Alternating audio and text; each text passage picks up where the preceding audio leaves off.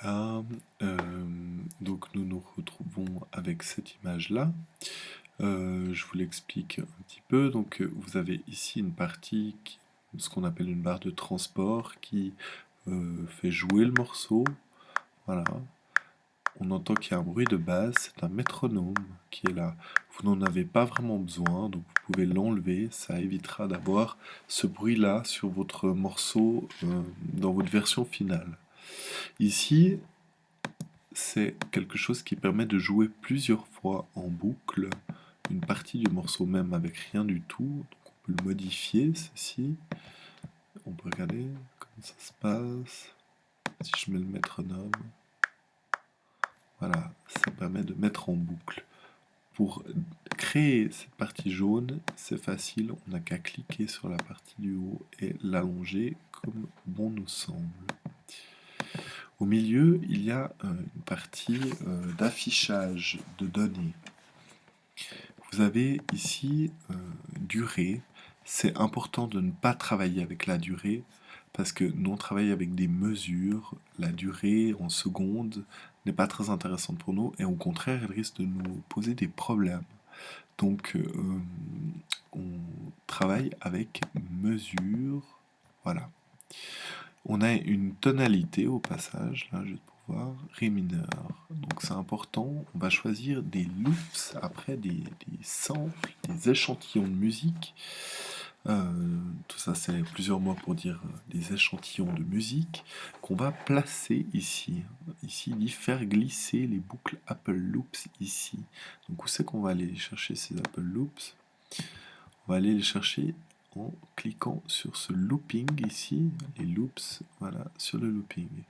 Et ici, on a plein de choses à disposition.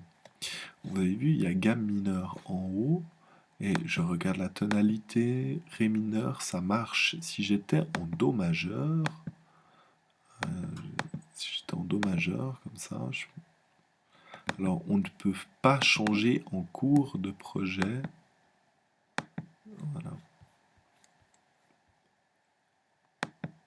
Non, do mineur, pas do majeur. Ah non, ça c'est autre chose.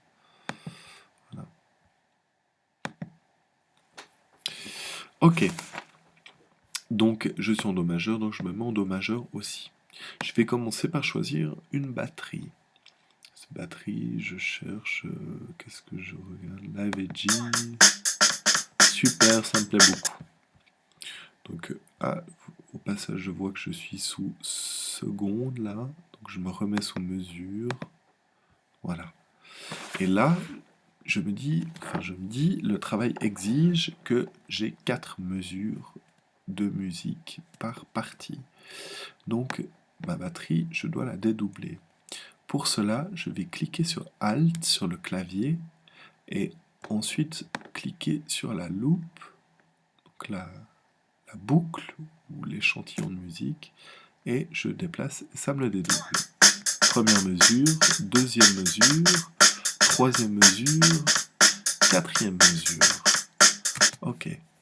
Maintenant, si j'ai envie d'écouter ça en boucle, je mets la boucle en bas, j'ai ceci, et je le trouve. Voilà. Et là, j'ai une première piste qui est créée. Maintenant, il va falloir créer en dessous de cette piste selon ce qui est demandé dans les exigences.